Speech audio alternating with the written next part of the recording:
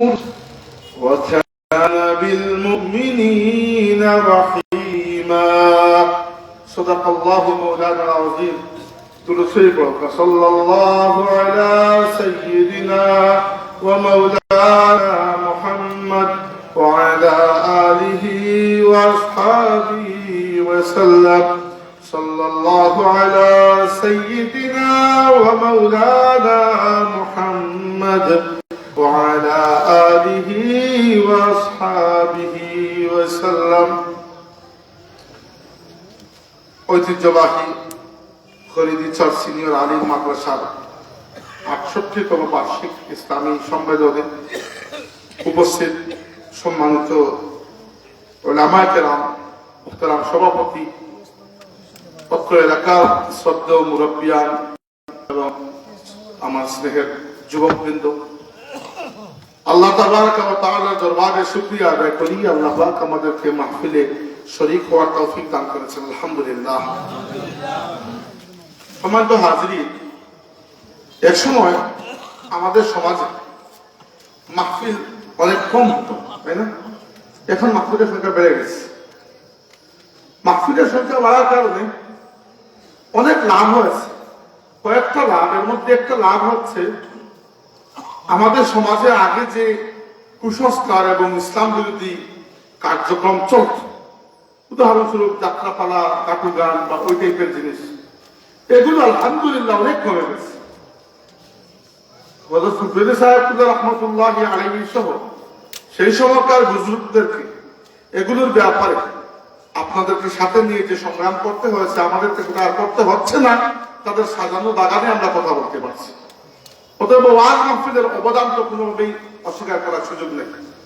দুই নম্বর, বাংলাদেশের তথাকথিত প্রগতিশীল ইসলাম বিদ্বেষী একজন গত ২-৩ বছর আগে বক্তৃতা দিয়েছেন, আমি নাম বলছি না, যে ওয়াজ মাহফিল বেড়ে যাওয়ার কারণে আমাদের অমুক অমুক জিনিস কমে যাচ্ছে।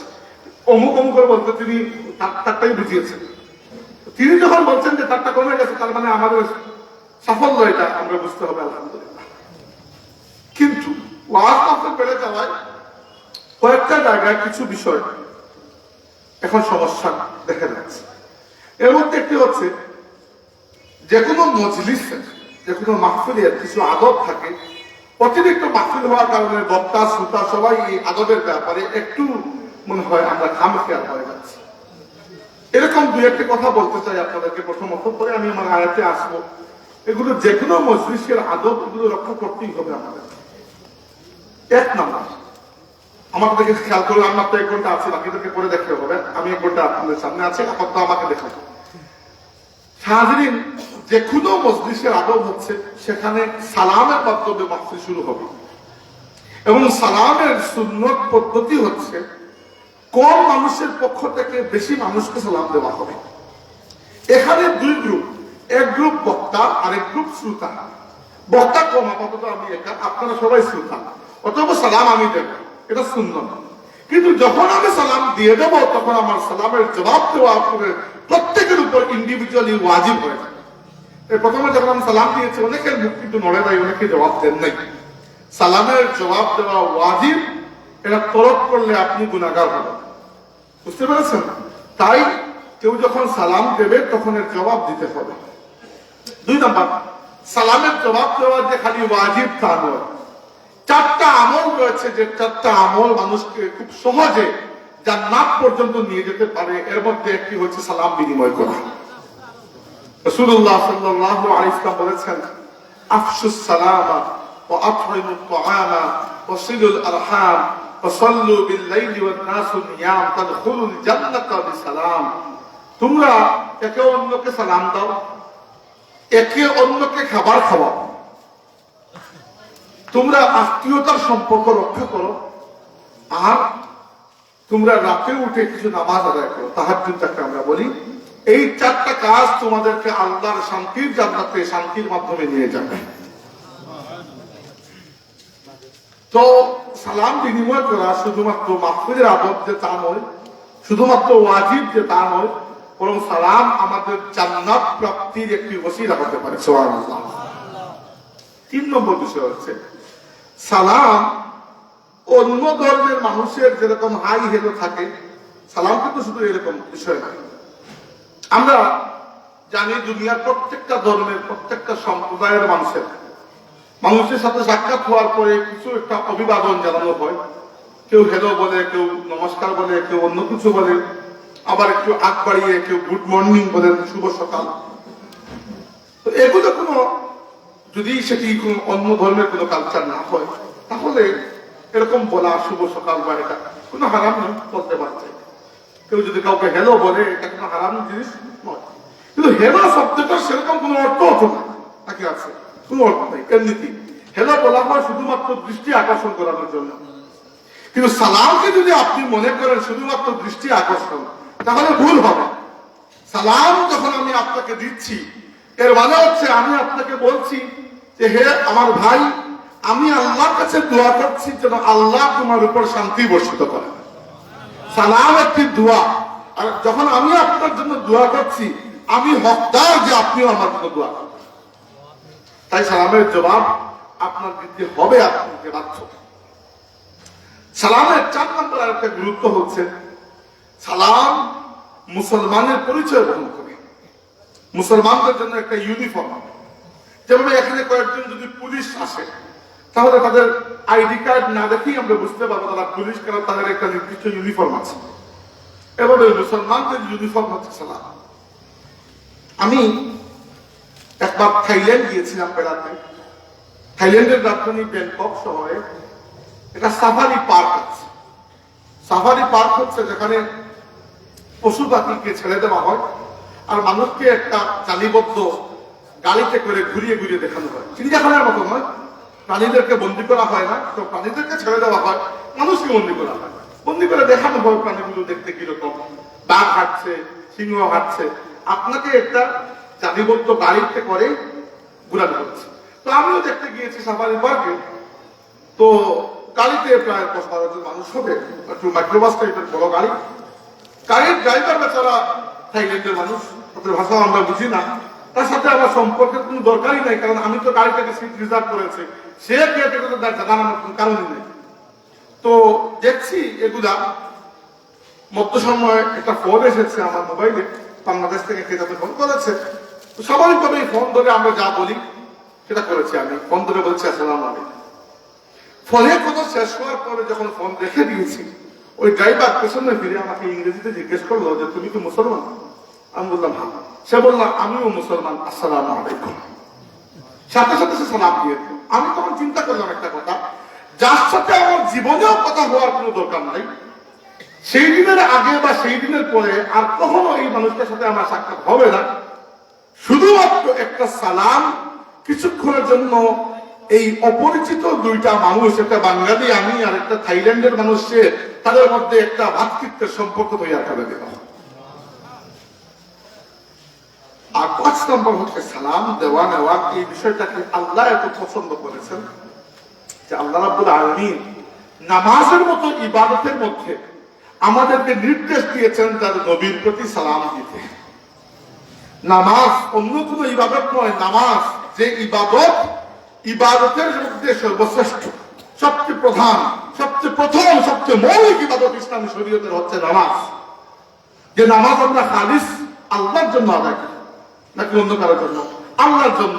যে নামাজে আমরা তাকবীর দেই আল্লাহর নামে, রুকু করি আল্লাহকে, সেজদা আল্লাহকে করি, তিলাওয়াত করি আল্লাহর জন্য, তাসবিহ করি আল্লাহর জন্য, সবই আল্লাহর জন্য। এমনকি যখন শেষ রাকাতে আমরা বসি, তখন সবকিছুকে আল্লাহর কাছে আমরা পৌঁছিয়ে দিই।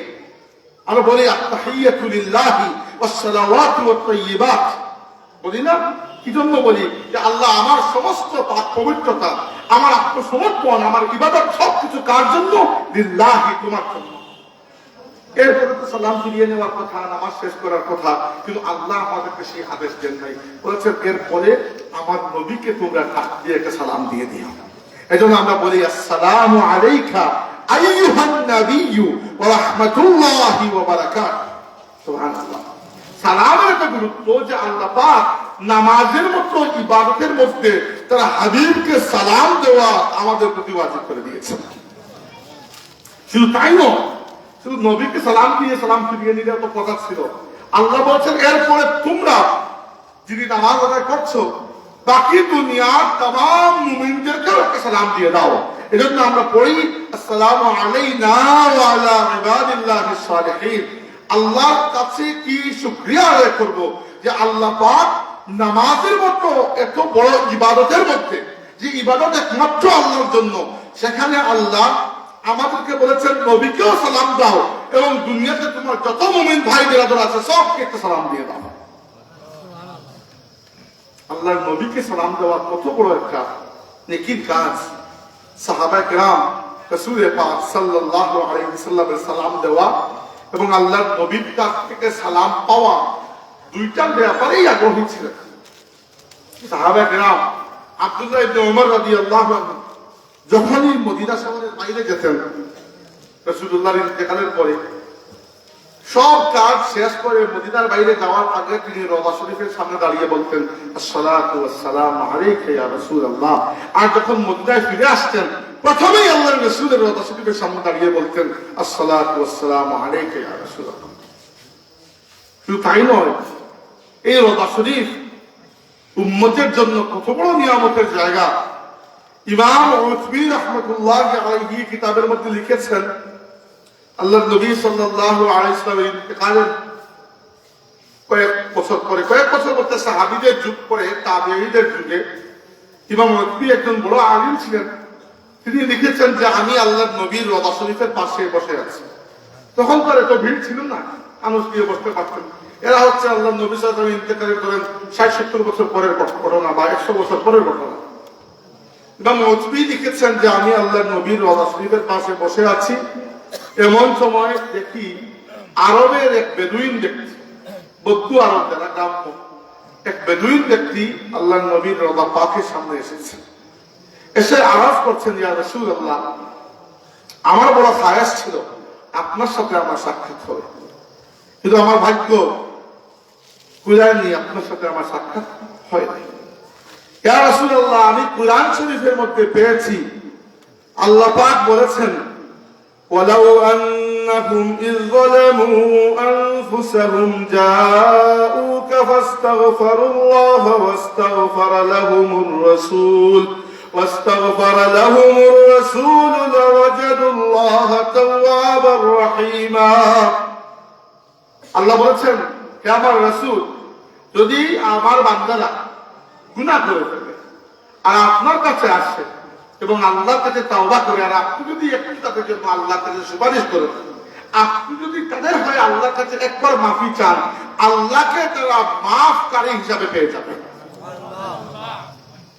ওই ব্যক্তি এই আয়াত তিলাওয়াত করেছেন, করে অনেক কান্না জড়িত কণ্ঠে বলছেন ইয়া রাসূলুল্লাহ, আমি আমার গুনার বোঝা নিয়ে আপনার কাছে এসেছি, ইসফা লানা ইয়া রাসূলুল্লাহ, ইয়া রাসূলুল্লাহ আমার জন্য আল্লাহর কাছে সুপারিশ করুন। এই বলে ব্যক্তি কাঁদছেন। লিখছেন কে? ইমাম উসবি। তিনি পাশে বসেন, তিনি অনেক বড় আলিম। এই ব্যক্তি আলিম কিছু নয়, গ্রামের বেদুইন মানুষ, কিন্তু সে ধরেছে ঠিক জায়গায়। এরপরে আরবদের তো কবিতার স্বভাব, হাঁটতে বসতে এরা কবিতা বলতে পারে ইনস্ট্যান্টলি বানিয়ে বানিয়ে। তো ওই ব্যক্তি ওইখানে দাঁড়িয়ে কবিতা করতেছে নিজে নিজে বানিয়ে বানিয়ে। এই কবিতাটি এখনো রওজা শরীফের উপরে সোনালী হরফে লেখা আছে, আমি নিজে চোখে রেখেছি। ওই ব্যক্তির কবিতা, তিনি বলেছিলেন নাফসিল ফিদাউ লিকবরিন আনতা সাকিনুহু ফীহিল আফাফু ওয়া ফীহিল জুদু ওয়াল কারামু أنت الحبيب الذي ترجى شفاعته على الصراط إذا ما زلت القدم। তিনি বলেছিলেন ইয়া রাসূলুল্লাহ, যে কবর শরীফে আপনি শুয়ে আছেন, আমার অন্তর সেই কবরের জন্য উৎসর্গিত ফিদা হয়ে গেছে। ইয়া রাসূলুল্লাহ, আল্লাহর সমস্ত দয়াটা আমি এখানে এসে পেলাম। হে আমার প্রিয় বন্ধু আল্লাহর রাসূল, তিনি বন্ধু বলছেন যে আপনি দুনিয়া আখিরাতে আমার সবচেয়ে প্রিয়জন। যেদিন পুলসিরাতের উপর আমার পা টলমল করবে, সেই দিন আমি আপনার শাফাআত চাই ইয়া রাসূলুল্লাহ। এই বলে ব্যক্তি অনেক কাঁদবেন, কেঁদে চলে গেছে। ইমাম উসবি দেখছেন যে আমি বড় অবাক ওই ব্যক্তির কাহিনী দেখে, কি করতেছেন, কি করলেন কি? এই ব্যক্তি চলে যাওয়ার পরে ইমাম উসবি বললেন যে আমার একটু ঘুম চলে আসতো, ঘুম না তন্দ্রার মতো চলে আসতো। স্বপ্নে দেখি রাসূল পাক সাল্লাল্লাহু আলাইহি ওয়াসাল্লাম আমার স্বপ্নের মধ্যে তাশরীফ এনেছেন। এসে আমাকে বলছেন, উঠবি, তুমি উঠো এবং ওই বেদুইনকে গিয়ে আটকাও, তাকে সংবাদ দাও যে আমার সুপারিশে আল্লাহ তার জীবনের তামাম গুনাহকে মাফ করে দিয়েছে।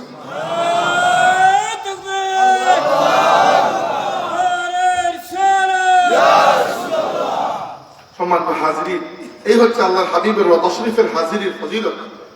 এমনকি সাহাবা কেরাম যে আল্লাহর নবী সাল্লাল্লাহু আলাইহি সাল্লামকে সালাম দিতেই আগ্রহী ছিলেন তা নয়, সাহাবীরা আল্লাহর নবীর সালাম দুআ সব নিতেও আগ্রহী ছিলেন। আমাদের মা আয়েশা সিদ্দিকা রাদিয়াল্লাহু আনহা একবার বললেন, ইয়া রাসূলুল্লাহ, আমি আপনার কাছে কিছু একটা চাই, স্পেশাল কিছু। কারণ তিনি তো স্ত্রী, তার এই দাবি আছে। আল্লাহর নবী বললেন, আয়েশা, আমি তোমার জন্য দোয়া করছি। দোয়া করছি বলে আল্লাহর নবী এমন একটা দোয়া করলেন, বললেন, আল্লাহুম্মা গফির লি আয়েশাতা মা তাকাদ্দামা মিন যামবিহা ওয়া মা তাআখারা ওয়া মা আসররা ওয়া মা আ'লা। হে আল্লাহ, আয়েশার জীবনের तमाम গুনাহকে তুমি মাফ করে দাও। যে গুনাহ আয়েশা আগে করেছেন তাও মাফ করে দাও, যা পরে করবেন তাও মাফ করে দাও, যা লুকিয়ে করেছেন তাও মাফ করে দাও, যা প্রকাশ্য করছেন তাও মাফ করে দাও। আয়েশা সিদ্দিকা রাদিয়াল্লাহু আনহা এত খুশি হলেন। আল্লাহর নবী জিজ্ঞাসা করলেন, আয়েশা, আমার দোয়া কি তোমাকে খুবই আনন্দিত করেছে? তিনি বললেন, ইয়া রাসূলুল্লাহ, কেন করবে না? আল্লাহর হাবিব আমার জন্য এত বড় দোয়া করছেন। রাসূলে পাক বললেন, আয়েশা, জেনে রাখো, এই যে দোয়াটা তোমাকে এত সন্তুষ্ট করেছে, আমি প্রত্যেক ওয়াক্তের ফরজ নামাজের পরে আমার উম্মতের জন্য এই দোয়া প্রত্যেক দিন আল্লাহর কাছে করে থাকি। আল্লাহর নবীর দোয়া পাওয়ার জন্য উম্মত পাগল। একবার রাসূলে পাক সাল্লাল্লাহু আলাইহি ওয়াসাল্লাম গেছেন এক সাহাবী সাদ ইবনে উবাদা রাদিয়াল্লাহু আনহু ঘরে। এবার কারো ঘরে যদি আপনি যান, দুইটা পদ্ধতিতে যেতে পারেন। একটা হচ্ছে আগে থেকে বলে যাবেন যে ভাই দেখা করতে আসবো, অমুক টাইমে তুমি আসো কিনা, এইরকম করে গেলে ওই ব্যক্তি কিন্তু দেখা করে আসবে আপনার সাথে। যদি না করতে পারে আগে বলবে যে ভাই আমি পারতেছি না, ভিন্ন কথা। আর হুট করে চলে যাবেন না পারতে, যদি বাই চান্স ইমার্জেন্সি চলেও যান। আর যদি ওই ব্যক্তি দেখা না করে মন খারাপ করার বদলে দেওয়ার কিছু নাই, তাহলে আপনি তো আগে বলে যান। এটা হচ্ছে ইসলামের বৈশিষ্ট্য, সামাজিক সৌন্দর্য। রাসূলুল্লাহ বলে যান নাই, দরকার চলে গেছেন, গিয়ে বাইরে থেকে নক করছেন। তো কালিম যুগে তো কলিং বেল তো ছিল না, কলিং বেল ছিল সালাম। তো রাসূল পাক সাল্লাল্লাহু আলাইহি ওয়াসাল্লাম সালাম দিয়েছেন। সালাম দিয়েছেন ঘরের বাইরে থেকে, বলেছেন, আসসালামু আলাইকা ইয়া সাদ। হে সাদ, তোমার প্রতি সালাম। রাসূল পাক সাল্লাল্লাহু আলাইহি ওয়াসাল্লাম ঘরের বাইরে থেকে সালাম দিয়েছেন, আসসালামু আলাইকা ইয়া সাদ। কোন জবাব আসলো না ঘরের ভেতর থেকে। খানিকক্ষণ পরে আবার জবাব দিলেন, আবার সালাম দিলেন, আসসালামু আলাইকা ইয়া সাদ। কোন জবাব আসলো না। খানিকক্ষণ পরে আবার সালাম দিলেন, আসসালামু আলাইকা ইয়া সাদ। তিনবার সালাম দিলেন, কোনো জবাব নেই। এবার তিনবার যখন আপনি অনুমতি নিয়ে নেবেন, আর অনুমতি পাওয়া যাবে না বা সালামের জবাব পাওয়া যাবে না, তখন আপনার দায়িত্ব হচ্ছে আপনি ফিরে আসবেন। এখানে এত হেভি করার কিছু নাই যে আমার মতো বেটাকে দেখা করলো না, জি না, এরকম কিছু নাই। আপনি আগে বলে যান নাই, কেউ আপনার সাথে দেখা করতে বাধ্য না। বুঝতে পেরেছেন? আল্লাহ নবী ফিরে আসছেন। তো ফিরে আসার পথে যেই মাত্র ফিরে আসা শুরু করেছেন, সাহাবী সাদ ইবনে উবাদা রাদিয়াল্লাহু আনহু ঘর থেকে দৌড়ে বের হয়ে বলেছেন, লাব্বাইকা ইয়া রাসূলুল্লাহ, ইয়া রাসূলুল্লাহ, আমি হাজির। আল্লাহ নবী জিজ্ঞেস করেছেন যে তোমাকে যে আমি সালাম দিলাম এখন তুমি কি শুনতে পাও নাই? তিনি বলেছেন, ইয়া রাসূলুল্লাহ, আমি শুনতেও পেয়েছি, জবাবও দিয়েছি, কিন্তু একটু ধীরে ধীরে আস্তে আস্তে আস্তে জবাব দিয়েছি, যেটা আপনি না শুনে। কেন? কারণ আমার ইচ্ছা হচ্ছিল যখন আপনি আমার নাম ধরে সালাম দিচ্ছিলেন, আমার মনে হচ্ছিল যতক্ষণ আপনি আমার নাম নিয়ে সালাম দিবেন ততক্ষণ আমি শুনতে থাকবো, আমার ভালো লাগছে। কিন্তু আমার নবী আমার ঘর থেকে এসে ফিরে যাবেন, এটাও তো বেয়াদবি। যখন আপনি সালাম দেওয়া বন্ধ করেছেন, আমি দৌড়ে বের হয়ে এসেছি। কি বলতেছি শুরু করেছিলাম, আপনি দিকে চলে গেছি। মাহফিলের আদব হচ্ছে সালাম বিনিময়ের মাধ্যমে শুরু হওয়া, এটাই মূল কথা ছিল। আমি আর কোন হিন্দুস্তান পাকিস্তানে চলে গেছি, তাই হোক ফিরে আসছি। মাহফিলের প্রথম আদব কি? সালাম দেবে বক্তা, কারণ বক্তা একটা শ্রোতা বেশি, এটা শূন্য। কম মানুষের পক্ষ থেকে বেশি মানুষকে সালাম দেওয়া হবে, শূন্য।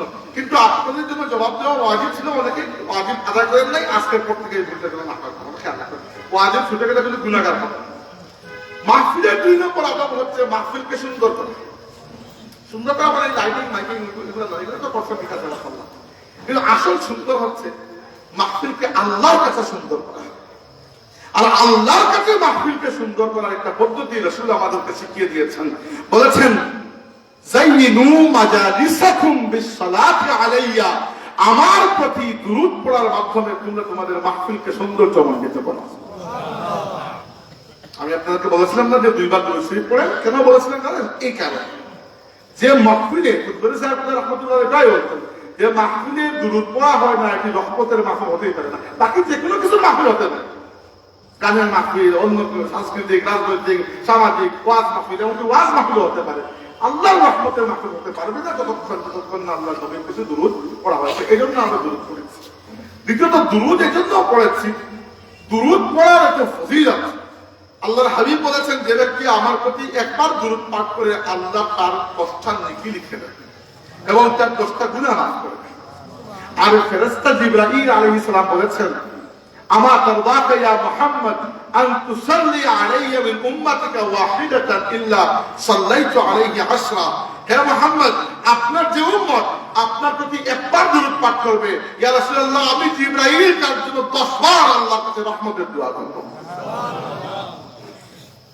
আর 3 নম্বর জরুরি কারণ হচ্ছে রাসূল পাক সাল্লাল্লাহু আলাইহি ওয়াসাল্লামকে স্বপ্নে দেখা। আর আল্লাহর হাবিব সাল্লাল্লাহু আলাইহি ওয়াসাল্লামের সম্পর্ক তৈরি করার সবচেয়ে সহজ মাধ্যম হচ্ছে দুরূদ এবং সালাম। এটাই সহজ, আর কিছু নাই। আছে পদ্ধতি, আরো আছে। আল্লাহর নবীকে অনুসরণ করতে হবে, সবচেয়ে বড় পদ্ধতি সেটাই। আপনি সারাদিন দুরূদ পড়েন, নামাজ পড়েন তো হইল না, ঠিক না? পদ্ধতি আরো আছে, কিন্তু এটা হচ্ছে দ্য ক্লোজেস্ট ওয়ান, সবচেয়ে ইজি ওয়ে এটা। আর দুরূদের মাধ্যমে, সালামের মাধ্যমে আপনার সাথে নবীর একটা সরাসরি যোগাযোগ তৈরি হয়। রাসূলুল্লাহ বলেছেন ইন্না লিল্লাহি মালাইকাতুন সাইয়াহিনা ফিল আরদি ইউবাল্লিগুনি মিন উম্মতি সালাম। আল্লাহর জমিনে কিছু ফেরেশতা আছেন যারা জমিনে ঘুরে বেড়ান, আমার যে উম্মত দুনিয়ার যে প্রান্ত থেকে আমার প্রতি সালাম পেশ করে, ফেরেশতারা সেই সালামের হাদিয়া এনে আমার কাছে পেশ করে। আরেকটা হাদিস এসেছে হাত্তা আরুদ্দা আলাইহিস সালাম, এমনকি আমি আমার উম্মতের সালামের জবাব দান করি। জবাব কি না জেনে দেন? অবশ্যই। আপনি কি মনে করেন আপনি বাংলাদেশের জমিন থেকে সালাম দিচ্ছেন, সেই সালাম কি আল্লাহ নবী পর্যন্ত পৌঁছাচ্ছেন না? অবশ্যই পৌঁছাচ্ছে, অবশ্যই পৌঁছাচ্ছে। আল্লাহ নবী জবাবও দিচ্ছেন। যতবার আপনি বলছেন নবী আপনার প্রতি সালাম, নবী জবাব দিচ্ছেন আমার উম্মত তোমার প্রতি সালাম। অতএব দুরূদ আর সালামের ব্যাপারে খুবই যত্নশীল থাকবেন। মাহফিলের মধ্যে যদি সালাম পেশ না করেন, দুরূদ পেশ না করেন, তাহলে সেই মাহফিল আল্লাহর রহমতের মাহফিল নয়। মাহফিলের 3 নম্বর আদব হচ্ছে মাহফিলের জন্য নির্ধারিত যে জায়গা আছে সেখানে এসে বসবেন। দূরে দাঁড়িয়ে হাকিমপুরি চর্চা দিয়ে পান খেয়ে খেয়ে মাহফিল শোনার কোনো কারণ নেই। কারণ মাহফিলে তো খালি আমার বক্তৃতা শুনতে তো আসেন নাই, আমার বক্তৃতা শুনতে হলে ইউটিউবে শুনুন না, কত বক্তৃতা আসে, নাম লেগে সার্টিফিকেট পেয়ে থাকে, তাই না? আসল উদ্দেশ্য আমার বক্তৃতা নয়, আসল উদ্দেশ্য ভিন্ন। আসল উদ্দেশ্য কোনটা? আল্লাহ নবী বলেছেন লা ইয়াকুদু কওমুন ইয়াযকুরুনাল্লাহা ইল্লা আফাতহুমুল মালাইকাতু ওয়া গাশিয়াতহুমুর রাহমাতু ওয়া নাযালাত আলাইহিমুস সাকিনাতু ওয়া যাকারাহুমুল্লাহু বিমান ইনদাহু। আল্লাহর বান্দারা যখন এক জায়গায় বসে আল্লাহর কথা ইয়াদ করে, সেই মাহফিলে আল্লাহর ফেরেশতারা এসে শরীক হয়ে যায়। মাহফিলে আসার উদ্দেশ্য হচ্ছে ফেরেশতার সাথে গোটাগুটি করা, এটাই হচ্ছে আসল উদ্দেশ্য। এইখানে আসল আপনি যদি কাজ তৈরি করতে পারেন, এটাই হচ্ছে আপনার আসল সাফল্য। আমার ওয়াজ শোনা আসল সাফল্য নয়। 2 নম্বর কি? আল্লাহ এদের প্রতি শান্তি নাযিল করেন। 3 নম্বর আল্লাহ তার রহমতের চাদর দিয়ে এদেরকে ঢেকে দেন। 4 নম্বর এরা যারা মাহফিলে উপস্থিত হয়েছে তাদের কথা আল্লাহ এর থেকে বড় মাহফিলে, অর্থাৎ ফেরেশতাদের মাহফিলে, মাহফিল বলতে ফেরেশতাদের সামনে আল্লাহ তাবারাকা ওয়া তাআলা এর নাম উচ্চারণ করেন। মাহফিলে আসা মানে আমার ওয়াজ না, এটা তো অনেক পরের বিষয়। আসল বিষয় হচ্ছে আল্লাহর সেই রহমতের ভাগীদার হওয়া। তো আপনি দোকানে বাজারে দাঁড়িয়ে আছেন তো হইল না, এই জন্য মাহফিলে রাখা। তো এগুলো হচ্ছে মাহফিলে রাখা। 3টা বললাম, আরো আছে। উদাহরণস্বরূপ বক্তার জন্য কিছু আদব রক্ষা করতে হয়। বেশি ওয়াজ মাহফিল হওয়ার কারণে বক্তারাও আদব থেকে কিছুটা সরে গেছেন। আর মাহফিলের মানে কোরআনটাকে শুধুমাত্র আমরা গুরুত্ব দিই যে কোন বক্তার পরে কোন বক্তা আসবেন। বক্তা এখানে বসে যে কি চাপা বলতেছেন এই বিষয়টা অনেক সময় আমরা আমাদের কাজে আসে না। এক সময় এই বিষয়টা এত মানে সমস্যা ছিল না, কারণ আমাদের মুহাদ্দিসিন, আমাদের মুফাসসিরিন, আমাদের বুজুর্গান যারা ওয়াজ করতেন সেই ওয়াজের মধ্যে হেদায়েত ছিল, নূর ছিল। কারণ আমার মতো বক্তার মনে চলে আসছে, কি করার, কিছু করার তো এত মাহফিল সামলাবেন কি করে, তো সবাই চলে আসছে এই ময়দানে। আসল সমস্যা কি হয়েছে? কয়েকটা সমস্যা। একটা হচ্ছে বাংলাদেশে বর্তমানে লেখাপড়া একেবারে লেজেগুলোর অবস্থা চলে গেছে, মাদ্রাসা লেখাপড়া তো আরো খারাপ অবস্থা। তো এইভাবে কি হয়, আমি মাঝখানে 1.5 বছর মাদ্রাসায় পড়িয়েছিলাম জার্মানিতে যাওয়ার আগে, করোনার আগে সম্ভবত। আল্লাহ, এই পরিবার খারাপ অবস্থা, প্রধানত মানে আরবি লিখতে পারে না এরকম অবস্থা, মৌলানা কামিল পাস করে বের করে যাচ্ছে। তো এরকম মানুষ যদি এখানে এসে বসেন আর আপনি যদি বলেন ভাই 2 ঘন্টা ওয়াজ করতে হবে, তাহলে লাইলা মজনু কাহিনী ছাড়া আর কিছু বোঝার আসছে না, সময় তো কাহিনী হবে। প্রথমে দেখবেন, প্রথমে 1 ঘন্টা চলে যায় খালি দুরূদ সালাম করতে করতে আর জিকির করতে করতে, আর পরে খালি আন্দাজি এদিকের ওদিকের কাহিনী। কারণ আপনি পড়ার সময় কিছু পড়েন নাই, পড়ার সময় কি বলবেন, তাই না? তো এই কাজগুলো করবেন না বক্তাদেরকে দাওয়াত দেওয়ার জন্য। আর আরেকটা বিষয় আমি আপনাদেরকে শেখাই দেয়, এটা কোনো মানে ভুল নয়। ধরেন ওয়াজের মাহফিলে খেয়াল রাখবেন, যারা সিনিয়র ওলামা মাহফিলে নাম লেখার সময় তাদের নামটা উপরে লিখবেন। এখানে একটা ভুল হয়েছে, আপনারা করেছেন, যেই করেছে আমি আর আমার কিছু বলছিলাম। তবে সিরাজুল ইসলাম ফারুকী হুজুর, হুজুর আমার সরাসরি উস্তাদ না হলেও উস্তাদ তুল্য, উস্তাদের মধ্যে সম্মান করে। বাকি জহির মোহাম্মদ চিনতে পারছি না, যাই হোক আমার নাম তো মোটা করে লিখছেন, কিন্তু আমার নাম লিখবেন আপনি কমপক্ষে সিরাজুল ইসলাম ফারুকী হুজুরের নিচে, বা আব্দুল সত্তার সাহেবের নতুন উপাধ্যক্ষ একটা কাবিল মাদ্রাসা উনার নিচে। বাকিদেরকে সরি চিনতে পারছি না, হয়তো আমার বয়সে বড়ই হবেন, কিন্তু চিনতে পারছি না।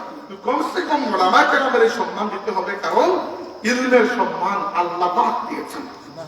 আদম আলাইহিস সালামকে আল্লাহ বলেছেন ফেরেশতাদেরকে সিজদা করতে, ও ফেরেশতাদেরকে বলেছেন আদমকে সিজদা করতে। কি জন্য? আদম কি বেশি তাসবিহ মারতে পারতেন জন্য না, ফেরেশতাদের মতো ইবাদত আপনার পক্ষে করা সম্ভবই নয়। ফেরেশতাদের হায়াত কত লম্বা, আপনার হায়াত 60-70 বছর। এই হায়াতের মধ্যে আপনার কত জীবনের যন্ত্রণা, ইবাদতের সময় কতটুকু পান। ফেরেশতাদের জিন্দেগিটাই কেটে যায় আল্লাহর ইবাদতে। ফেরেশতাদের খাওয়া দাওয়া কিছুর কোনো দরকার হয় না, অতএব দুনিয়ার এই টেনশন ফেরেশতাদের নাই। এবং ফেরেশতারা এই অবজেকশন করেছেন যে পরবর্তীকাল আমাদের বুঝে আসছে না, তুমি আমার আদমকে কি জন্য সৃষ্টি করেছো, নাহনু নুসাব্বিহু বিহামদিকা ওয়া নুকাদ্দিসু লাক, আমরা কি তোমার তাসবিহ পাঠ করছি না, আর আমরা কি তোমার ইবাদত করছি না? আল্লাহ পাক কিন্তু জবাব দেন নাই। আল্লাহ এমন জবাব দিয়েছেন যে জবাব একমাত্র আল্লাহ দিতে পারে। আল্লাহ বলেছেন ইন্নী আ'লামু মা লা তা'লামুন, হ্যাঁ আমি জানি তোমরা জানো না, বাস এখানে এসেছে। এরপরে আল্লাহ কি জানেন সেটা জানিয়ে দিয়েছেন। আল্লাহ পাক তার সৃষ্টির মধ্যে সমস্ত বস্তুর নাম আদম আলাইহিস সালামকে শিক্ষা দিয়েছেন। আপনি বলবেন যে খালি নাম শিক্ষা দেওয়ার অর্থ, নাম হচ্ছে তামাম, নাম হচ্ছে জ্ঞানের সূচনা। আমি আপনাকে জিজ্ঞেস করলাম এটার নাম, যদি আপনি বলতে পারেন মোবাইল ফোন, তারপরে শুরু হবে এটার মধ্যে কি বিচার আছে, দাম কত, কি দিয়ে বানানো হয়েছে, কোন কোম্পানি বানাচ্ছে, এগুলো পরের কথা। নাম যদি আপনি না জানেন তাহলে তো আপনি পরবর্তী কিছুই জানবেন না। তো নামটা হচ্ছে তামাম জ্ঞানের একেবারে বেসিক জ্ঞান। আদমকে আল্লাহ নাম শিখিয়েছেন, ফেরেশতাদেরকে শিখান নাই। ফালাম্মা أنبأهم بأسمائهم قال ألم أقل لكم إني أعلم غيب السماوات والأرض قال يا آدم أنبئهم بأسمائهم। আল্লাহ রাব্বুল আলামিন ফেরেশতাদেরকে যখন বলেছেন এগুলোর নাম বলা, ফেরেশতারা বলতে পারেন না। আদমকে যখন বলেছেন এগুলোর নাম বলা, আদম সব কিছু নাম বলে দিয়েছেন। এরপরে আল্লাহ বলেছেন সিজদা করো। ফেরেশতারা বুঝতে পেরেছেন আদম শুধুমাত্র তাসবিহ তাহলিল করা আর কিছু কিতাবী ইবাদত যেগুলো আছে, আমরা যেগুলোকে নেক আমল বলি, এগুলার কারণে আদমকে আল্লাহ তার খিলাফত দেন নাই। আদমকে আল্লাহ খিলাফত দিয়েছেন তাকে যে ইলম দিয়েছেন সেই ইলমের কারণে। আল্লাহর ইবাদতকে আপনি এটা করেন নাই। ইউসাব্বিহু লিল্লাহি মা ফিস সামাওয়াতি ওয়া মা ফিল আরদ, আল্লাহর তাসবিহ পাঠ করে আসমান সমূহ এবং জমিনের মধ্যে যা কিছু আছে সবকিছু। আপনারা হয়তো নবী ইউনূস আলাইহিস সালামের কাহিনী জেনে থাকবেন। সেই কাহিনী যদি আপনি জানেন তাহলে আপনি বুঝতে পারবেন যে আল্লাহ তাবারাকা ওয়া তাআলা তাসবিহের জন্য শুধু আপনার মুখাপেক্ষী নয় বা আল্লাহ কারোই মুখাপেক্ষী নয়, বরং আল্লাহ তাবারাকা ওয়া তাআলা তাসবিহ পাঠ করে তামাম মাখলুকাতের মধ্যে সবকিছু। কিন্তু আল্লাহ তাবারাকা ওয়া তাআলা শুধুমাত্র তাসবিহের কারণে কাউকে খিলাফত দেন নাই, আদমকে খিলাফত দিয়েছেন আমাদের ইলমের কারণে। এবার আসি আমার আয়াতের মধ্যে, যে আয়াত আমি তিলাওয়াত করেছিলাম প্রথমে, ওটাতে বলতে চলে গেল অর্ধেকটাই। আল্লাহ রাব্বুল আলামিন বলেছেন ইয়া আইয়ুহাল্লাযীনা আমানু যিকুরুল্লাহা যিকরান কাসীরা, এতটুকু রাখুন। হে ঈমানদারগণ, অধিক হারে আল্লাহর জিকির করো। প্রশ্ন আছে হোয়াট ইজ জিকির? জিকির কি? আসলে জিকিরের 4টা ফরম্যাট আপনাদেরকে আজকে শিখিয়ে দেব, তাহলে বোঝা যাবে যে এখান থেকে আমরা কিছু শিখে উঠি। দুনিয়ার সবচেয়ে শ্রেষ্ঠ জিকির কি? দুনিয়ার সবচেয়ে শ্রেষ্ঠ জিকির হচ্ছে নামাজ। দলিল কি? আল্লাহ বলেছেন আকিমিস সালাতা লিযিকরি, আমার জিকিরের উদ্দেশ্যে তোমরা নামাজ কায়েম করো। নামাজ আল্লাহর সবচেয়ে বড় স্মরণিকা। নামাজ যেভাবে বান্দাকে আল্লাহ পর্যন্ত পৌঁছে দিতে পারে, দুনিয়ার অন্য কোন ইবাদত বান্দাকে আল্লাহ পর্যন্ত পৌঁছাতে পারে না। আকরাবু মা ইয়াকুনুল আবদু মিন রাব্বিহি ইলা রাব্বিহি ওয়া হুয়া সাজিদুন, বান্দা তার রবের সবচেয়ে নিকটে চলে যায় সেই সময় যখন সে সিজদার অবস্থায় থাকে। নামাজ হচ্ছে একটা প্যাকেজ ইবাদত, যেখানে আপনি অনেক ধরনের ইবাদত করে ফেলছেন। উদাহরণস্বরূপ ওযু করাও কিন্তু একটা ইবাদত, পাক সাফ হওয়া আল্লাহর জন্য একটা ইবাদত, কিয়াম করাও ইবাদত, তাকবীর ইবাদত, কুরআন শরীফ তিলাওয়াত, সূরা ফাতিহা সহ অন্যান্য সূরা মিলানো এগুলো ইবাদত, রুকু ইবাদত, সিজদা ইবাদত। নামাজে আপনি তাসবিহ পাঠ করছেন, সুবহান রাব্বিল আযীম, সুবহান রাব্বিল আলা। নামাজে আপনি দুরূদ সালামও পাঠ করছেন, দুরূদ পাঠ করছেন, দুরূদ ইব্রাহিম সালামও পাঠ করছেন, আসসালামু আলাইকা আইয়ুহান নাবিয়্যু। নামাজের মধ্যে সালামও দিচ্ছেন, নামাজের মধ্যে আপনি যত ইবাদত ইমাজিন করতে পারেন সবগুলোকে আল্লাহ নামাজের মধ্যে ঢুকিয়ে দিয়েছেন। এই সবচেয়ে বড় জিকির হচ্ছে নামাজ। হাদিসে কুদসিতে আছে সহিহ বুখারীতে, আল্লাহ রাব্বুল আলামিন নিজে বলেছেন, আমার বান্দা আমার সবচেয়ে বেশি নিকটে আসে, খেয়াল করুন, আমার বান্দা সবচেয়ে বেশি আমার নিকটে আসে ফরজ ইবাদতের মাধ্যমে।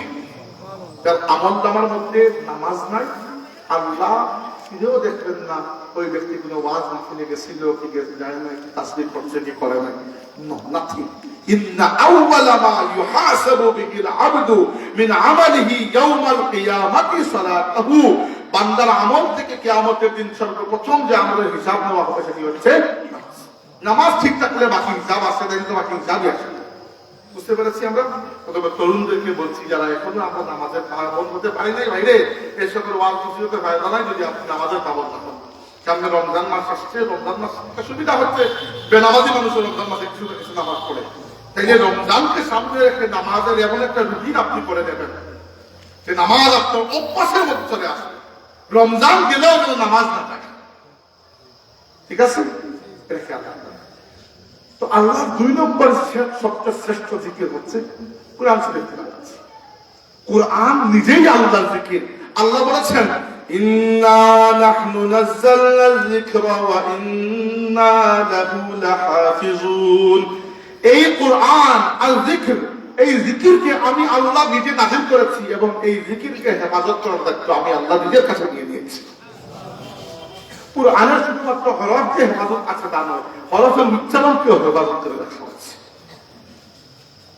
আমরা যে কোরআন শরীফ তিলাওয়াত করি, এটা ফুলতুলি সাহেব রাহমাতুল্লাহ আলাইহি বাড়িতে বসে বসে বানিয়ে নিয়ে আসেন নাই। ওই তিলাওয়াত ফুলতুলি সাহেব রাহমাতুল্লাহ আলাইহি তার উদ্যাতের মাধ্যমে যে তিলাওয়াত আমরা করি, ওই তিলাওয়াত ফুলতুলি সাহেব রাহমাতুল্লাহ আলাইহি 3 জন উস্তাদের কাছ থেকে শিখেছেন। একজন তার মুর্শিদ হযরত কুদরপুরি রাহমাতুল্লাহ আলাইহি, একজন হাফেজ আব্দুর রব কুদরপুরি রাহমাতুল্লাহ আলাইহি, আর একজন মক্কা শরীফের শেখ আহমদ হিজাজি বক্কি রাহমাতুল্লাহ আলাইহি।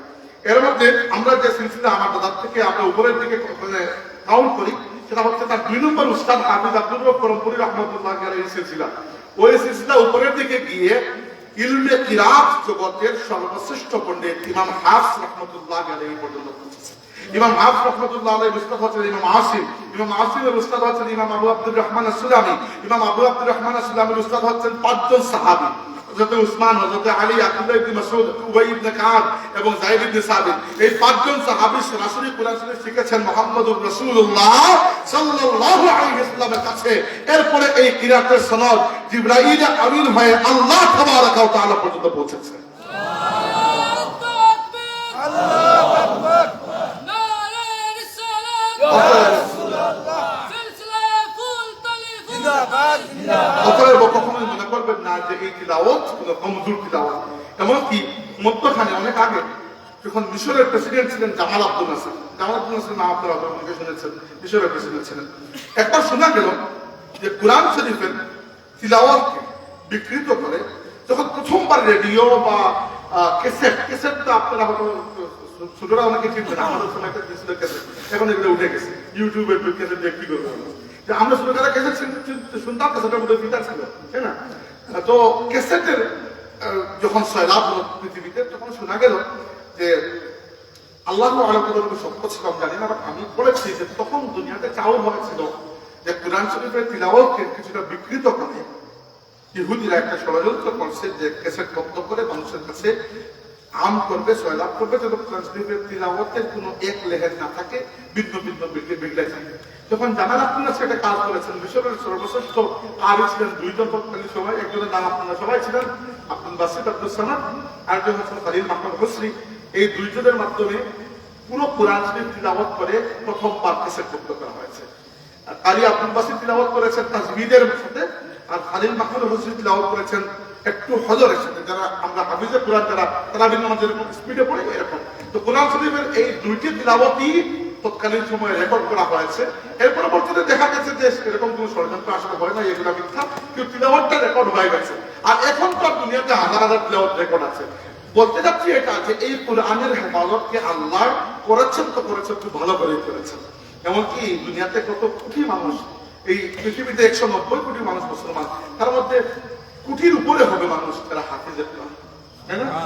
আল্লাহ নবী বলেছেন, মান তারা আল কোরআন ওয়াস্তাযহারাহু ওয়া আহাল্লা হালালাহু ওয়া হারামা হারামাহু আদখালাহু আল্লাহুল জান্নাতা ওয়া সাফাহু ফি আশরাতিন মিন আহলি বাইতিহি কুল্লুম কাদ ওয়াজাবাত লাহুন নার। যে ব্যক্তি কোরআন শরীফকে সংরক্ষণ করলো, হিফজ করলো এবং কোরআনের উপর আমল করলো, এটা জরুরি। এটা কোনো কি বলেন না, আরে হাফেজ হলে হবে না, কোরআনের উপর আমল করলো মানে কি? কোরআন যেটাকে হালাল করেছে সেটাকে হালাল মেনে নিল, কোরআন যেটাকে হারাম করেছে সেটাকে পরিত্যাগ করলো। কি হবে? আদখালাহু আল্লাহুল জান্নাহ, আল্লাহ ওই ব্যক্তিকে জান্নাতে প্রবেশ করাবে। দুই নাম্বার, ওয়া সাফাহু ফি আশরাতিন মিন আহলি বাইতিহি কুল্লুম কাদ ওয়াজাবাত লাহুন নার। তার পরিবার থেকে, ওই হাফিজে কোরআনের পরিবার থেকে 10 জন মানুষ যারা অলরেডি জাহান্নামে চলে গেছে, এদেরকে সুপারিশ করে জান্নাতে নিয়ে আসার অনুমতি আল্লাহ তাকে দিয়ে দেবেন। কারণ কি? আল্লাহর নাযিলকৃত আয-যিকির যে কোরআন, সেই কোরআনকে আল্লাহ হেফাজত করাচ্ছেন এরকম হাফিজ কোরআনদের মাধ্যমে। বুঝতে পারছেন? জিকিরের সবচেয়ে বড় জিকির হচ্ছে নামাজ, 2 নম্বর জিকির হচ্ছে কোরআন তেলাওয়াত, 3 নম্বর জিকির হচ্ছে যে জিকিরগুলো আমরা করি, আমাদেরকে শেখানো হয়, আমাদের ওলামায়ে কেরাম শিখিয়েছেন যে দেখুন আমরা জিকির করি, এগুলো আসলে 3 নম্বর পর্যায়ে। এই জিকিরগুলোর মধ্যেও কিছু কথা আছে, বলবো সময় আমি বেশি নিয়ে নিচ্ছি। আচ্ছা ঠিক আছে, আচ্ছা এই জিকিরগুলোর মধ্যে শুনেন, আল্লাহ নবী বলেছেন আফদালুল যিকরি লা ইলাহা ইল্লাল্লাহ। সবচেয়ে শ্রেষ্ঠ জিকির হচ্ছে, শ্রেষ্ঠ জিকির মধ্যে এই যে সুন্নত জিকির যেগুলা নামাজের পরে, এর মধ্যে সবচেয়ে শ্রেষ্ঠ জিকির হচ্ছে লা ইলাহা ইল্লাল্লাহ।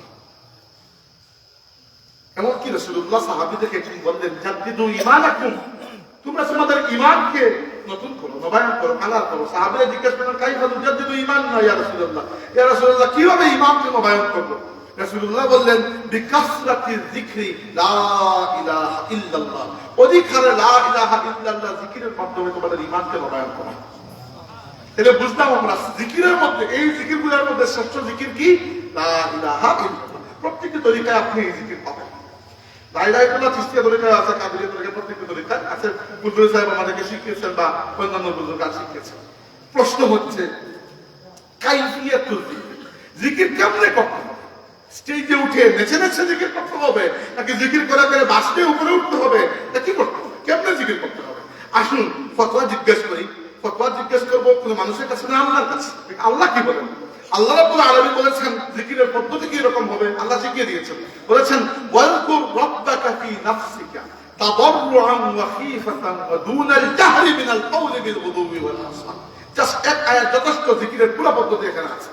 প্রথমে আল্লাহ বলেছেন, ওয়াজকুর রাব্বাকা ফি নাফসিক, হে নবী নিজের মনে মনে আল্লাহর জিকির করুন। এরকম একটা জিকির আছে যাকে আমরা দমের জিকির বলি না, ঠোঁট জিহ্বা না নাড়িয়ে ওয়াজকুর রাব্বাকা ফি নাফসিকা, নিজের মনের অন্তরের মধ্যে আল্লাহ জিকির করুন। শর্ত হচ্ছে তাদাররুআন ওয়া খীফাতান, বিনম্র হয় এবং আল্লাহর ভয় মনের মধ্যে নিয়ে। একবার আমি আমার এক দূরসম্পর্কের আত্মীয় এক মহিলাকে দেখলাম, টেলিভিশন ছাড়া ওদিকে হিন্দি সিরিয়াল চলতেছে, তিনি ওদিকে তসবিহ মারতেছে। এরকম করতে হবে না। তাহলে বুঝা গেল আল্লাহর ভয়টা অন্তরের মধ্যে। এটা কি ধরনের তসবিহ হইল? এরকম করবেন না। যখন জিকির করতে হবে আপনি আল্লাহর ভয় মনের মধ্যে নিয়ে, আল্লাহর ইয়াদ মনের মধ্যে নিয়ে করতে হবে। তাহলে একটা জিকিরের পদ্ধতি পেলাম ফি নাফসিক, যাকে আমরা দমের জিকির বলি। বুঝতে পেরেছেন? 2 নম্বর জিকিরের পদ্ধতি আল্লাহ ইয়াতে বলছেন, দুনাল জাহরি মিনাল কওল, আওয়াজকে অধিক উঁচু না করে, আওয়াজ করে কিন্তু নট উচ্চ স্বরে, অনুচ্চ স্বরে। বুঝতে পেরেছেন? একটা হচ্ছে আমি আওয়াজ করছি, এইটাকে বলা হয় উচ্চ স্বরে। আমি অনেক জুড়ে জুড়ে কথা বলছি, আপনারা সবাই শুনতে পান, কথাগুলোর মধ্যে স্ট্রেস হয়। জিকির এরকম না করতে নিষেধ করা হয়েছে। বলেছেন দুনাল জাহরি মিনাল কওল, কথার মধ্যে অধিক জোর না দিয়ে, যেমন কিভাবে লা ইলাহা ইল্লাল্লাহ যেভাবে করা হয়, বুঝতে পারছেন? তাহলে দুইটা জিকিরের পদ্ধতি আমরা জানলাম, একটা হচ্ছে দমের জিকির ফি নাফসি, নিজের মনের মধ্যে, আর একটা হচ্ছে দুনাল জাহরি মিনাল কাউল, কথার মধ্যে অধিক চিৎকার না করে, যেভাবে আমরা মুখে মুখে জিকির করি। এই দুইটা জিকিরই আল্লাহ নির্দেশ দিয়েছেন। আর অতি উচ্চস্বরে জিকির কেন হচ্ছে? এটা বিনয়ের বিরোধী। জিকির করতেছেন আল্লাহ হইতেছেন আপনি, হয় হয় হয় হয় করে করে, এটা কি বিনয় হলো? এটা দেখতে বিনয় তো মনে হচ্ছে না, মনে হচ্ছে আপনি রং করতেছেন, ড্রামা চলতেছে। আর দুই নম্বরটা হচ্ছে আল্লাহর নবী একবার দেখলেন কয়েকজন সাহাবী খুব চিৎকার দিয়ে দিয়ে জিকির করতেছেন। রাসূলুল্লাহ বলেন, এত চিৎকার দেওয়ার দরকার নাই, তোমাদের রব কানে কম শুনেন না। এটা বুঝাতে চেয়েছেন আল্লাহ নবী যে এত জোরে চিৎকার করে জিকির দেওয়ার মধ্যে কোনো ফায়দা নেই। আচ্ছা, তাইলে জিকিরের মধ্যে আমরা একটা জানলাম, যেটা হচ্ছে লা ইলাহা ইল্লাল্লাহ। এছাড়াও আরো জিকির আছে, কিন্তু আমি লা ইলাহা ইল্লাল্লাহ কেন বললাম, কারণ এটা হচ্ছে সর্বশ্রেষ্ঠ জিকির। এবার আসুন, আল্লাহ রাব্বুল আলামিন জিকিরের সাথে আরেকটা শব্দ আমাদেরকে বলেছে, সেটা হচ্ছে তাসবিহ। What is তাসবিহ? তাসবিহ কি? তাসবিহ হচ্ছে আল্লাহর পবিত্রতা ঘোষণা করা। আল্লাহর পবিত্রতা ঘোষণা করা। এবং আল্লাহর পবিত্রতা ঘোষণা করার জন্য অনেক পদ্ধতি তো আছে। সবচেয়ে সহজ পদ্ধতি আল্লাহ শিখিয়ে দিয়েছে, সেটা হচ্ছে সুবহানাল্লাহ। রাসূল পাক সাল্লাল্লাহু আলাইহি ওয়াসাল্লাম বলেছেন, আল্লাহর কাছে সবচেয়ে প্রিয় বাক্য হচ্ছে চারটি। আল্লাহর কাছে সবচেয়ে প্রিয় কথা কয়টি? প্রথমটা হচ্ছে সুবহানাল্লাহ, এরপরে আলহামদুলিল্লাহ, এরপরে লা ইলাহা ইল্লাল্লাহ, এরপরে আল্লাহু আকবার। এই চারটি কালিমা আল্লাহর কাছে সবচেয়ে প্রিয়। তাইলে আমরা পেয়ে গেলাম এই চারটি তাসবিহ। এবং এগুলো নিয়ে তাসবিহ পড়ার জন্য আল্লাহ নবী আমাদেরকে শিখিয়ে দিয়েছেন, যাকে আমরা ফাতিমি তাসবিহ বলি। মনে রাখবেন, সকাল সন্ধ্যা এই ফাতিমি তাসবিহ যাদের অভ্যাস আছে পড়বেন, আল্লাহর রাস্তায় বাদ দেবেন না। পরে 2 দিন পরে বলবেন যে জিনে ধরছে, রুফি লেগে গেছে, আর এই সেই, এগুলো জীবনেও লাগবে না যদি আপনি সকাল সন্ধ্যা এই তাসবিহ পাঠেন। আমি আমার অভিজ্ঞতা থেকে আপনাকে বলছি, বুঝতে পেরেছেন? যারা পাক পবিত্র অবস্থায় থাকে, ফজরের পরে এবং মাগরিবের পরে এই ফাতিমি তাসবিহটা অন্তত পক্ষে পড়েন। এর থেকে বেশি পড়তে পারেন তো মাশাআল্লাহ, নইলে কমসে কম 33 বার সুবহানাল্লাহ, 33 বার আলহামদুলিল্লাহ, 34 বার আল্লাহু আকবার, এটা তো আমরা সবার জানা আছে। আল্লাহ নবী নিজে তার মেয়ে ফাতিমাকে শিখিয়েছেন রাদিয়াল্লাহু আনহা। তো এই তাসবিহ যদি আপনি পড়েন, শয়তান, জিনের আসর, জাদুটুনা, হেনতেন যত কিছু যন্ত্রণা আছে, আল্লাহ সব কিছুকে আপনার থেকে দূরে রাখবেন ইনশাআল্লাহ। বুঝতে পেরেছেন? অনেকেই বলে রাতে ঘুমের মধ্যে ভয় পেয়ে যায়, চিৎকার দিয়ে উঠি, বা আমাকে অনেকেই বলেন যে বাচ্চার জন্য একটু ফু দিয়েছিলাম, বাচ্চাটা ঘুমের মধ্যে কাঁদে, ভয় পায়। এই সব কিছুর একটা সহজ চিকিৎসা আছে। জামিউত তিরমিজি হাদিসের কিতাবুত দাওয়াত অধ্যায়ে আমাদের মা আয়েশা সিদ্দিকা রাদিয়াল্লাহু আনহা বলেছেন যে আল্লাহ নবী তাকে কত তথ্য শিখিয়েছেন। আপনাদের শিখাচ্ছে, সেটা বেশি লম্বা করবেন, আমাকে আরেকটা মাহফিলে যেতে হবে, আর 5 মিনিট। তাইলে যেটি বলছিলাম, আল্লাহ নবী সাল্লাল্লাহু আলাইহি ওয়াসাল্লাম কি শিখিয়েছেন আমাদেরকে শুনেন, সবাই খেয়াল করে শুনেন। আপনি ঘুমানোর আগে আপনাকে একটা তাসবিহ শিখিয়ে দিচ্ছি, যেটা পড়বেন যেভাবে আমি বলছি, সেটা আল্লাহ নবী শিখাচ্ছেন, আমি নিজে শিখাচ্ছি না। আর ওটা করলে ইনশাআল্লাহ আপনার এই বয়টা চলে যাবে। আপনি বসে বা শুয়ে, যেভাবে বসে হলে ভালো, আপনি একবার সূরা ইখলাস করবেন, যেভাবে শিখাচ্ছি সেভাবে। একবার সূরা ইখলাস, কুল হুয়াল্লাহ, একবার সূরা ফালাক, কুল আউযু বিরাব্বিল ফালাক, একবার সূরা নাস, 3 বার, একবার করে, 3 বার করে না, একবার করে পড়ে হাতের এরকম পেটের মধ্যে এরকম থুতু দেবেন। থুতু ফেরা লাগবে না, খালি থুতু আওয়াজ করলেই হবে। ফু দেবেন না, থুতু এরকম আওয়াজ করবেন। এরপরে শরীরে যতটুকু জায়গায় হাত যায় মুছবেন শরীরে, বুঝতে পেরেছেন? প্রত্যেকটা ইঞ্চি জায়গাতে মুছতে হবে, এরকম না যে নরমালি যতটুকু জায়গায় হাত যায় এরকম ঘুরিয়ে নিয়ে আসবেন। দ্বিতীয়বার সেম কাজ করবেন, একবার ইখলাস, একবার ফালাক, একবার নাস, থুতু দিয়ে হাত মুছবেন। 3 নম্বরবার একই কাজ করবেন, একবার ইখলাস, একবার ফালাক, একবার নাস, থুতু দিয়ে হাতটা শরীরটা মুছবেন, বুঝতে পেরেছেন? একসাথে 3 বার নয়, আলাদা আলাদা করে। এটা করলে কি হবে?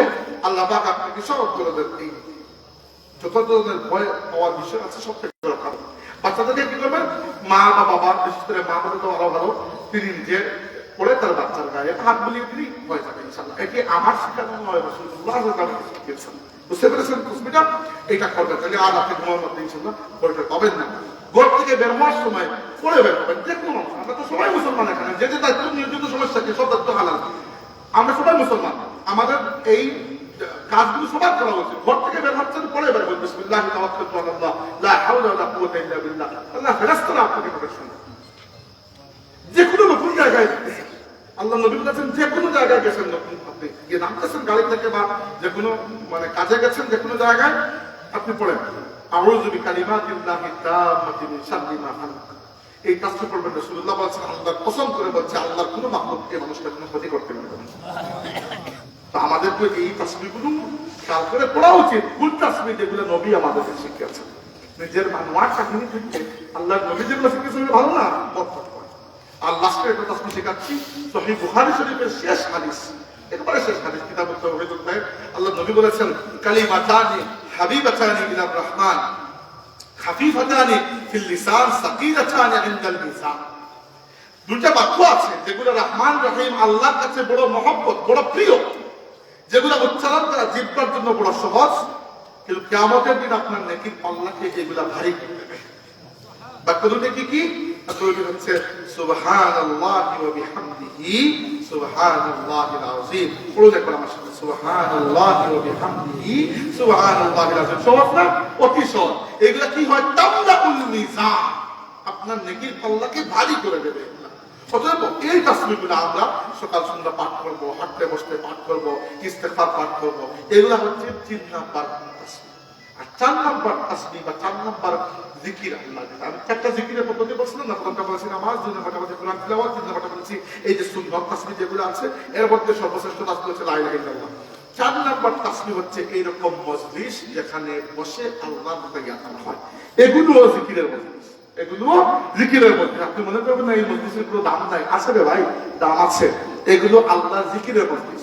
জিকির বলতে যে একটা বাক্য দিয়েই জব করতে হবে এরকম নয়। ওই জিকিরও জিকির যেখানে আল্লাহর কথা ইয়াদ করানো হয়, যেখানে মানুষকে কোরআন হাদিসের কথা বলা হয়, ওইটাও মাহফিলে জিকির, ওইটাও মজলিসে জিকির, জিকিরের মজলিস। অতএব এই সকল মজলিসে আপনি শরীক হওয়ার সুযোগ থাকলে অবশ্যই শরীক হবেন। আল্লাহ কি বলেছেন? ইয়া আইয়ুহাল্লাযীনা আমানু যিকুরুল্লাহা যিকরান কাসীরা। এই ইমানদাররা তোমরা আল্লাহকে অধিক হারে জিকির করো, ওয়া সাব্বিহুহু, এবং আল্লাহর তাসবিহ পাঠ করো, বুকরাতান ওয়া আসীলা। বুকরাতান মানে সকালে, আসীলা মানে সন্ধ্যায়। এই আয়াতের পুরো অর্থ আমরা বুঝে গেছি। জিকির কি, তাসবিহ কি, কোনটা কিভাবে করতে হয় আমরা বুঝে গেছি। আর মাহফিলের আদব সম্পর্কে আপনাদেরকে বললাম। আর শেষ যে কথা বলেন, শেষ করবো, সেটা হচ্ছে সামনে আমরা একটা মানে বরকতময় রাত আমাদের সামনে, সেটা হচ্ছে লাইলাতুল নিসফি মিন শাবান, বা যাকে আমরা আমভাবে শবে বরাত নামে। শবে বরাত কি অনেকের মনে প্রশ্ন আসে, এই জন্য একটা হাদিস দিয়ে জবাব দিয়ে আপনাদের কাছে বিদায় নেব। সেটা হচ্ছে রাসূল পাক সাল্লাল্লাহু আলাইহি ওয়াসাল্লাম বলেছেন, ইন্নাল্লাহা লা ইয়াত্তালিউ ফি লাইলাতিন নিসফি মিন শাবান ফায়াগফিরু লিজামিই খালকিহি ইল্লা লিমুশরিকিন আও মুশাহিদ। আল্লাহ পাক রব্বুল আলামিন শাবান মাসের মধ্যরাত, তাকে আমরা শবে বরাত বলি, সেই রাতে তার বান্দাদের দিকে দয়ার নজর করেন। কি করেন? ফায়াগফিরু লিজামিই খালকিহি ইল্লা লিমুশরিকিন আও মুশাহিদ। যে ব্যক্তি আল্লাহর সাথে শিরিক করে, শিরিক করে তো বুঝেন যে আল্লাহ ছাড়া অন্য কিছু ইবাদত করে বা ইত্যাদি ইত্যাদি, যে ব্যক্তি আল্লাহর সাথে শিরিক করে এই ব্যক্তি ছাড়া। আর যে ব্যক্তি মানুষের ভালো দেখতে পারে না, মানুষ হিংস্র শক্তি আছে, মানুষের ভালো দেখলে অন্তত বেজার হয়ে যায়, বুঝতে বলছেন না?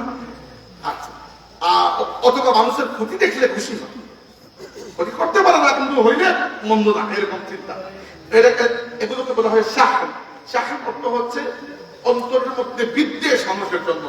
এই শাহনুন যে মানুষের অন্তরে আছে, যে ব্যক্তি আল্লাহর সাথে শিরিক করে মুশরিক, আর যে ব্যক্তি মানুষের ভালো দেখতে পারে না, এই দুই কিসিমের মানুষ ছাড়া বাকি তামাম মুমিন বান্দাদেরকে আল্লাহ এই রাতে মাফ করে দেন।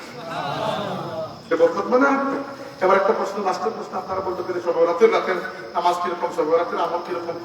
শবে বরাতের এরকম নিজস্ব কোনো নামাজ নেই যে শবে বরাতের নিয়মিত নামাজ পড়লেন। ঈদের যেরকম নিজস্ব নামাজ আছে, শবে বরাতের কিন্তু এরকম নিজস্ব নামাজ নাই। যা করবে সব নফল নামাজ হিসাবে করবে। পার্থক্য বোঝা গেছে? এবং ঈদের নিজস্ব নামাজ আছে না? আছে। আপনি যদি ফজরের নামাজ পড়ে ঘুমিয়ে যান আর জুম্মার সময়, জোহরের সময় ঘুম থেকে উঠে ঈদের নামাজ আদায় হবে? হবে না। কারণ ঈদের নামাজ ওয়াজিব, আলাদা করে নিয়ম আছে, আদায় করতে হবে, আলাদা তাকবীর আছে, সিস্টেম আছে। তো এগুলো ঈদের নামাজ। শবে বরাত আব্দুল্লাহ ইতালা এরকম কোনো নামাজ, এরকম শবে বরাতের নিজস্ব নামাজ নাই। শবে বরাতের রাতে অবশ্যই নামাজ পড়বেন, ওইটা নফল হিসাবে করবেন। বুঝতে পেরেছেন? অবশ্যই নফল রোজা রাখবেন, অবশ্যই সদকা খায়রাত করবেন। একটা হাদিসে আছে আল্লাহ নবী ওই রাতে জান্নাতুল বকিতে গিয়ে সাহাবায়ে কেরাম যারা ইন্তেকাল করেছিলেন জিয়ারত করেছেন। জিয়ারত করতে হবে, এটা জিয়ারতের খুবই সুন্নাত কাজ। মা বাবা যদি বিশেষ করে দুনিয়া থেকে বিদায় নিয়ে থাকেন, দাদা দাদি জিয়ারত করবেন, অবশ্যই সদকা খায়রাত করবেন, কোরআন শরীফ তিলাওয়াত করবেন, যে জিকিরগুলো শিখিয়ে দিয়েছি জিকির করবেন, তরিকতের জিকির আপনি পারলে করবেন, অবশ্যই দোয়া দরুদ করবেন। আর বিশেষ করে এই রাত দোয়া করবেন। এই রাতটা হচ্ছে দোয়া। যেহেতু আল্লাহ এই রাতে মাফ করে দিচ্ছেন বান্দাকে, আপনি দোয়া করবেন। কার জন্য? নিজের জন্য, নিজের পরিবারের জন্য, বংশধরদের জন্য, আত্মীয় স্বজনের জন্য, এলাকার জন্য, দেশের জন্য, আর খাস করে আল্লাহর নবীর প্রত্যেকটা উম্মত যারা মজলুম অবস্থায় দুনিয়াতে আজকে আছে, খাস করে আমাদের ফিলিস্তিনি মুসলমান যারা গত 7 অক্টোবর থেকে বর্বর ইসরায়েলি নির্যাতনের শিকার হয়ে আজ পর্যন্ত প্রায় 28,000-এর মতো আমাদের নিরপরাধ ফিলিস্তিনি মুসলমান শাহাদত বরণ করেছেন। আমরা তো অন্য কোনোভাবে সাহায্য করতে পারছি না, যদিও পুরো বাংলাদেশের পক্ষে আছে, কিন্তু বাংলাদেশের সত্যিই বাকুরটুকু পক্ষে থাকলেও তো আমরা খুব যে বেশি করে ফেলতে পারবো, আমাদের সামর্থ্য তো লাগবে সেই হবে, কিন্তু অ্যাটলিস্ট দোয়াতে তো তাদেরকে স্মরণ রাখতে পারি, তাই না? দোয়াতে তো স্মরণ রাখতে পারি। অতএব কখনো এত সেলফিশ হবে না, মুসলমান কখনো সেলফিশ হতে পারে না, মুসলমান কখনো স্বার্থপর হতে পারে না। মুসলমানের দোয়ায় আল্লাহর নবীর প্রত্যেকটা মাসলুম উম্মত শরীফ থাকবে। দুনিয়ার যেদিকে যে মুমিন যে বিপদের মধ্যে আছে, আল্লাহ যেন তাকে উদ্ধার করে দোয়া করবেন। আল্লাহ আমাদের বসায় বসনাকে কবুল করুন। ওয়া আখিরু দাওয়ানা আলহামদুলিল্লাহি রাব্বিল আলামিন।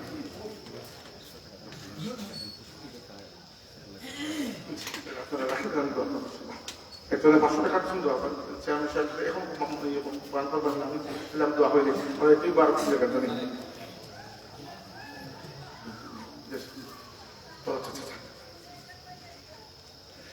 درود شريف صلى الله على سيدنا ومولانا محمد وعلى آله وأصحابه وسلم.